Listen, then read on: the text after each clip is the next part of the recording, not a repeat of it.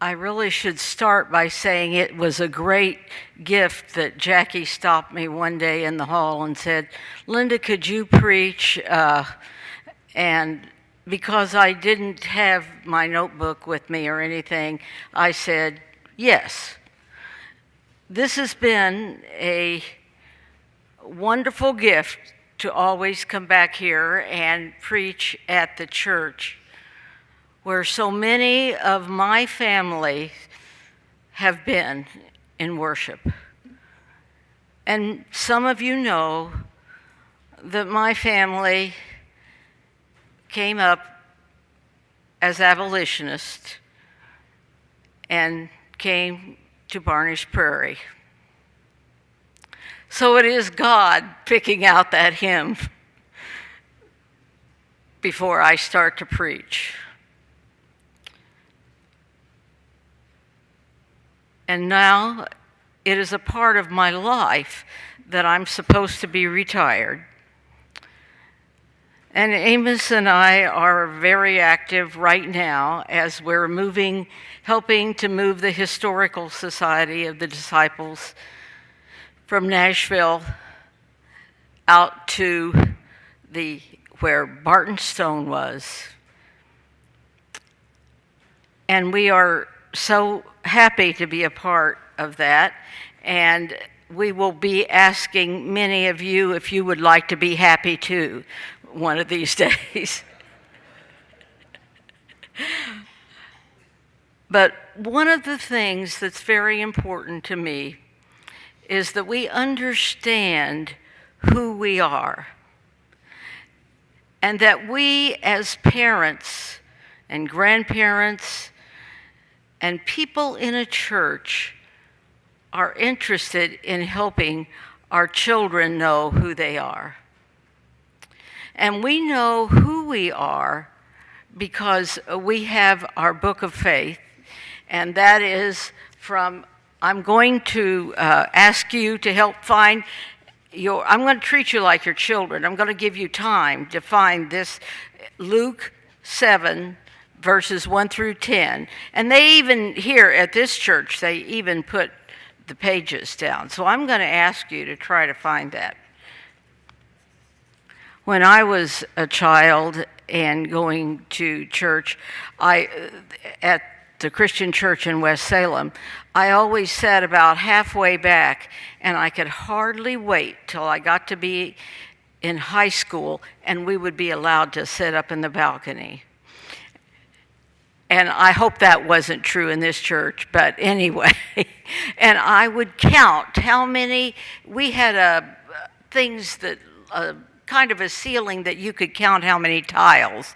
And so I learned to count those. I learned to count from that very easily. And we had, and I know you had the door that came down in the middle there and went clear to the ceiling, and from the ceiling clear down through the downstairs.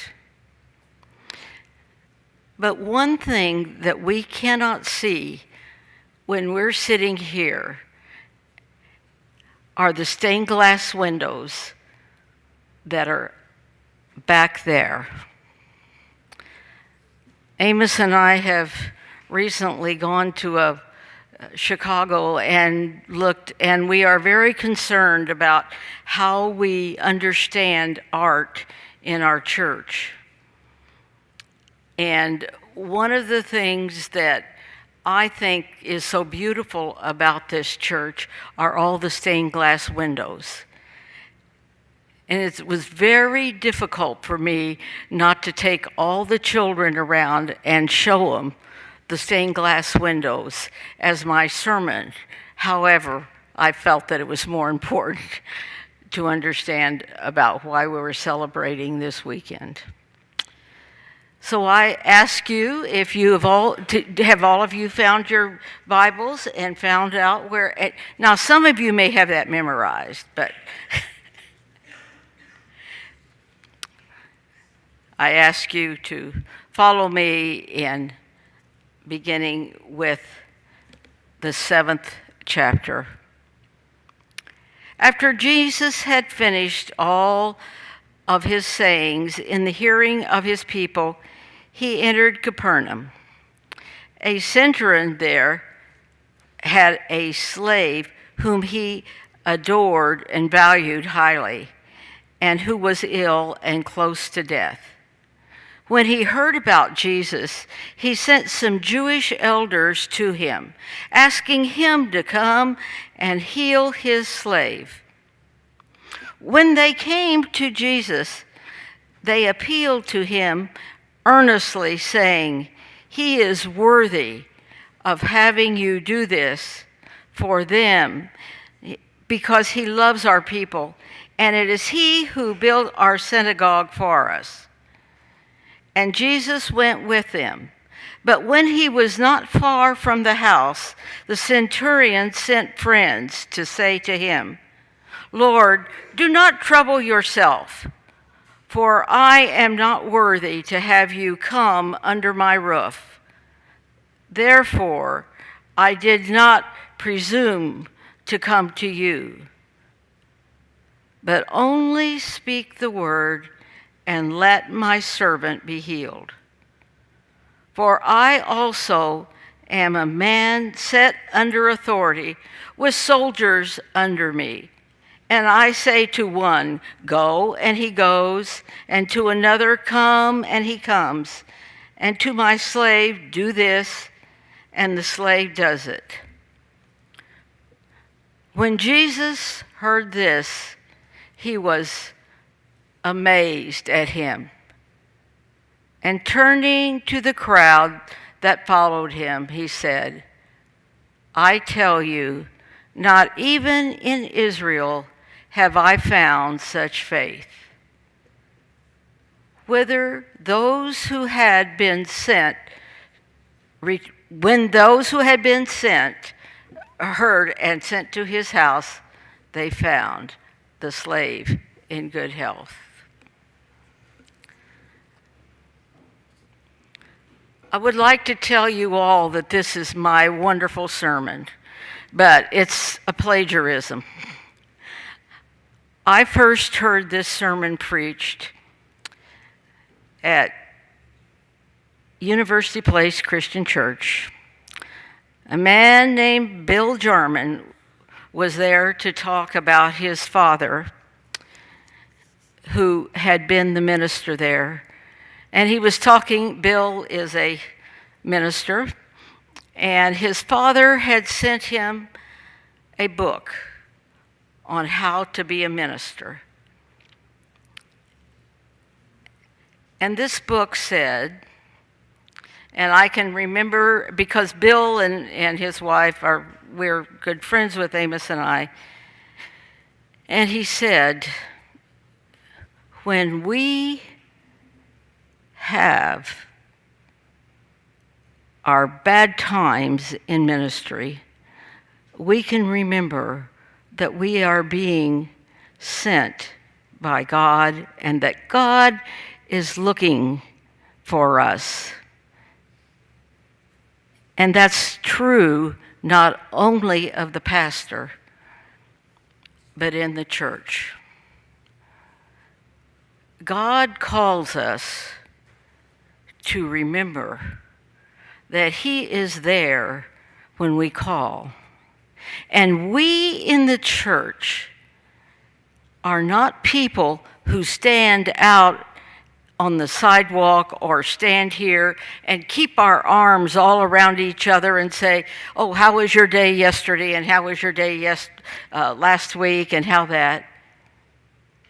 In the church, we are the people who hold out our arms so that anyone who comes knows they're being welcomed into our fellowship. And I've thought about that a lot as I have gone around to different churches. Are we churches that hold our arms close around each other? Or are we the church that opens our arms so that if Jesus came by, he would say, "Look at their faith"?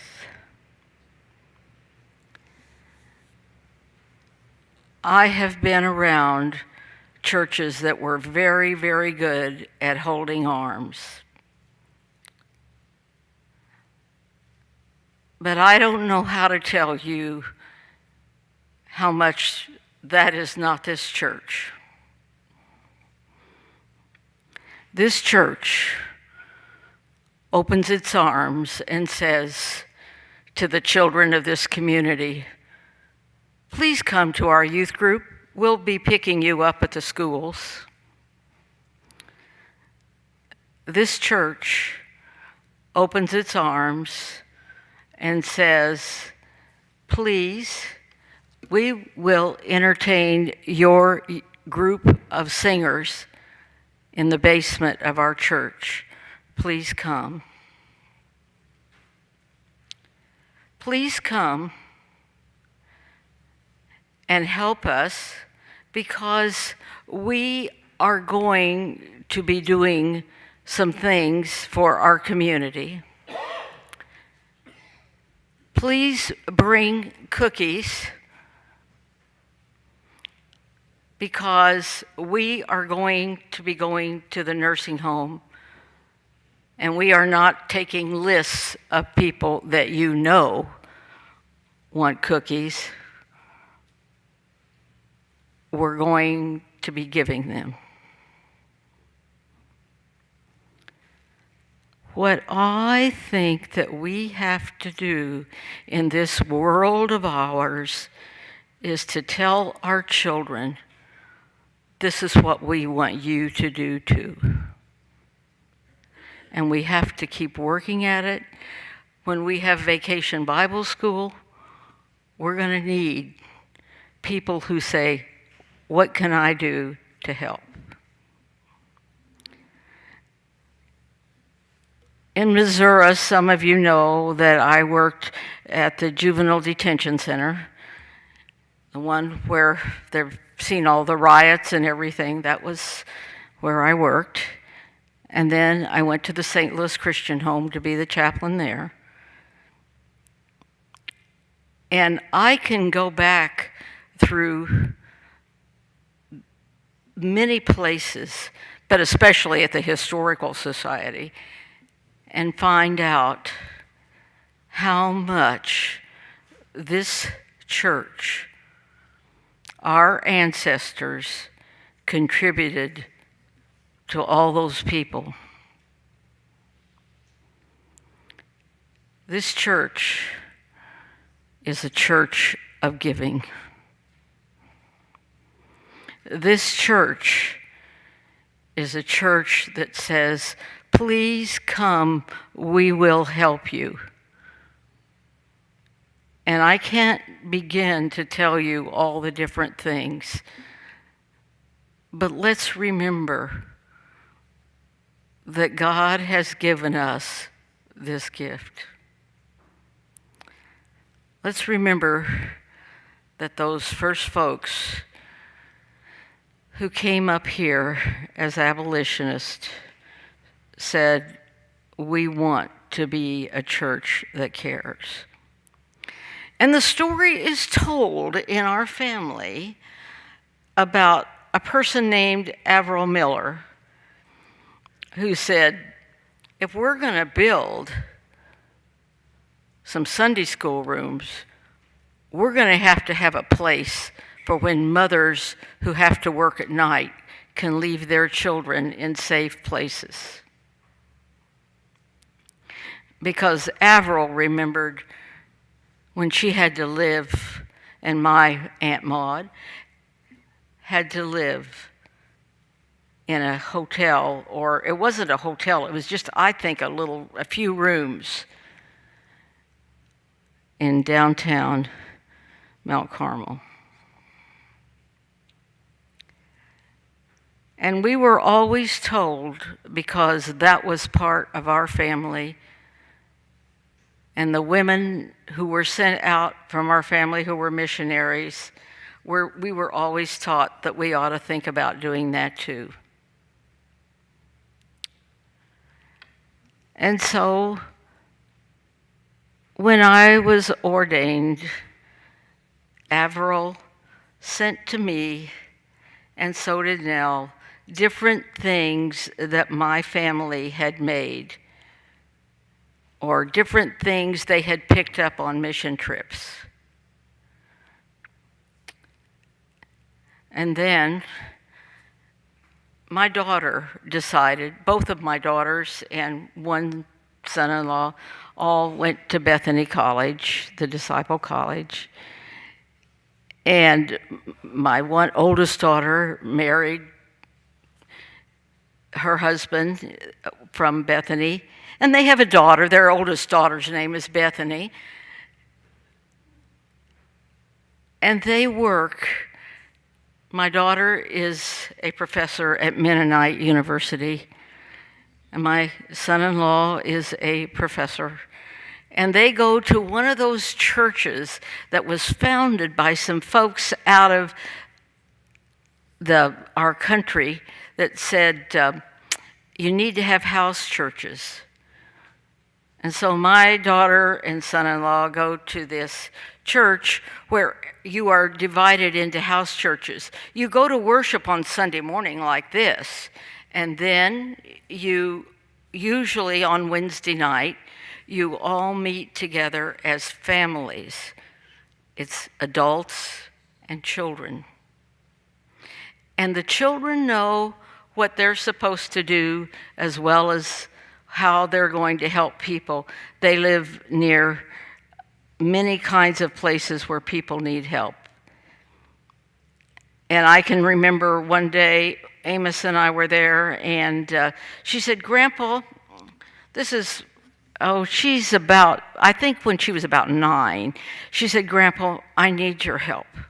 I've got to take some clothes to a friend of mine who really needs these clothes.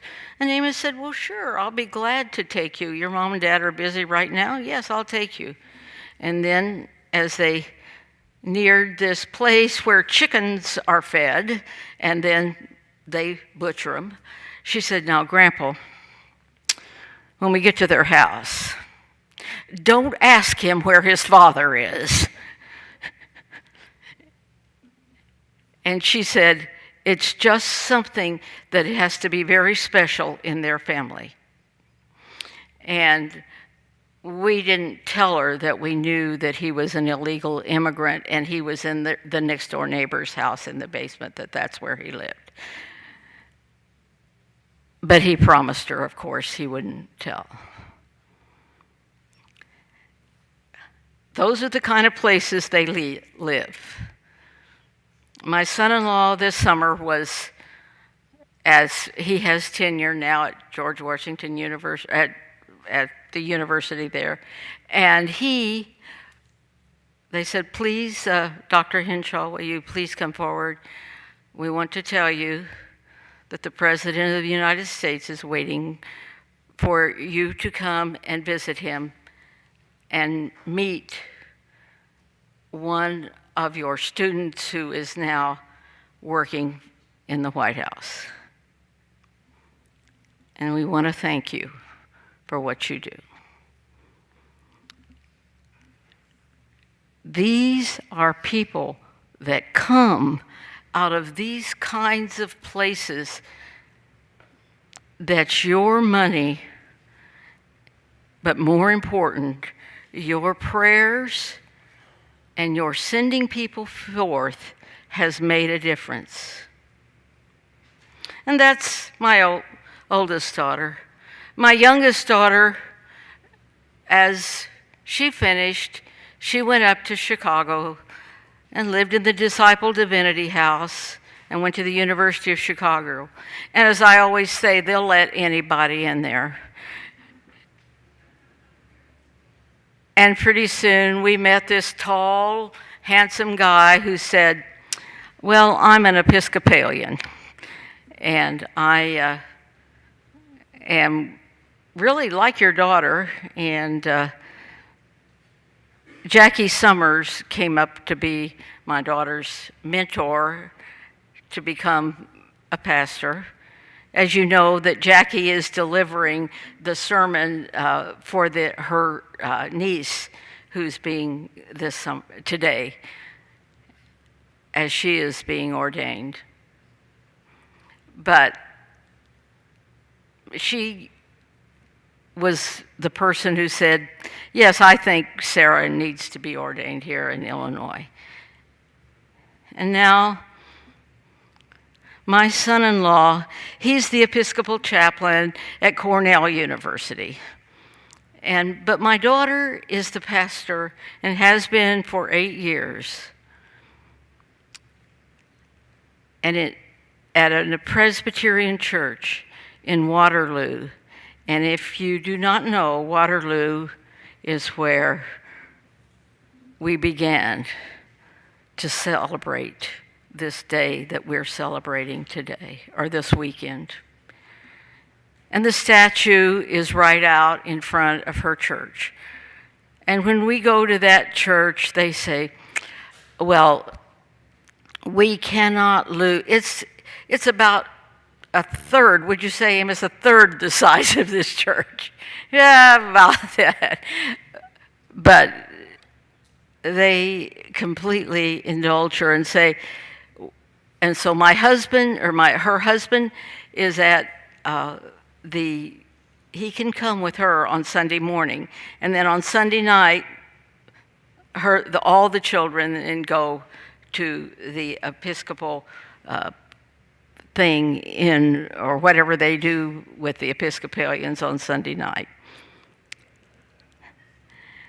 I do go, but I can't sing well enough, so they don't always ask me to do things. But I have seen what it does in this world and in this United States where people seem to be having trouble with families and with children. And I have seen what happens when children are around families and churches that care. This week, Amos and I were at Champaign at the University Place Christian Church, where we met over 50 years ago and were married. And we had an apartment that we lived in for 5 years in the church. And then, a few years later, my youngest brother came and he went there. And our best friends are there. And they wrote us a little letter when we got back and said, it was so great to have you here. And we said, thank you. And they said, while we were there, they said, we would like to come and visit your church at Mount Carmel. We would like to bring a group of people down to see how your church does it. Because we cannot believe that we had you, your brother, and now Clayton. That's what this church has done. I can understand why Jesus said, I can't believe the faith and what that man offers to me. I think we as a church will welcome our hands with open arms to anybody who comes through this door for whatever reason. And I think that the gifts that we have to offer, we will continue to offer because we know the one who cares for us. And we are going to be the kind of people that care about the past, about the present, and about the future. In God's name, we are grateful. Amen.